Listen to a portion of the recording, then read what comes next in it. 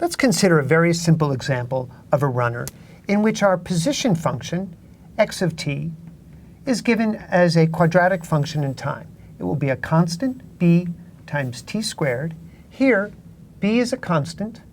Now, it's always important in SI units to consider what the units of this constant is. Because the position function is measured in meters and time is measured in seconds, b is a constant and it has units of meters per second squared. And there's an example of a runner. And let's make a plot of that position function. So we're going to plot x of t as a function of time. B here, let's make b a positive constant. And so our function looks something like that. Now, the velocity, component of the velocity, remember v of t is given by dx dt of this function. And the derivative of a polynomial of t squared is very simple. That's just simply 2b times t. Again, let's look at our units. Because b has the units of meters per second squared, and we're multiplying that by second, we have the units of velocity in SI units as meters per second. Now, let's plot that function. Notice this is a linear function. And so if I plotted underneath here the velocity as a function of time, it starts off with a 0 slope.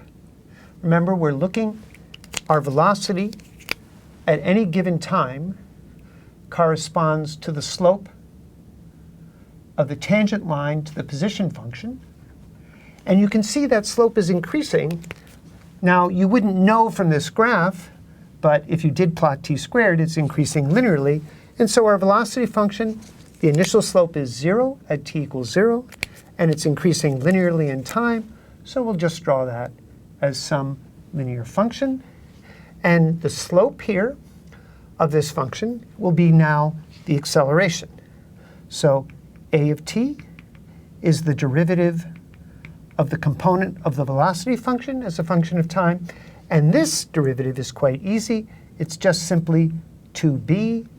Now notice those have the units of meters per second squared, which are our units for acceleration.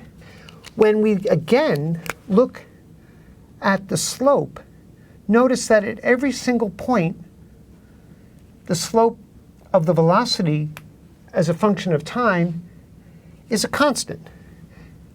The slope here is just equal to 2b. And so now, if we plotted our acceleration function, we have this point, 2b, and every single point has the same value of acceleration. So here, the acceleration is an example of constant acceleration. And this is our simplest case.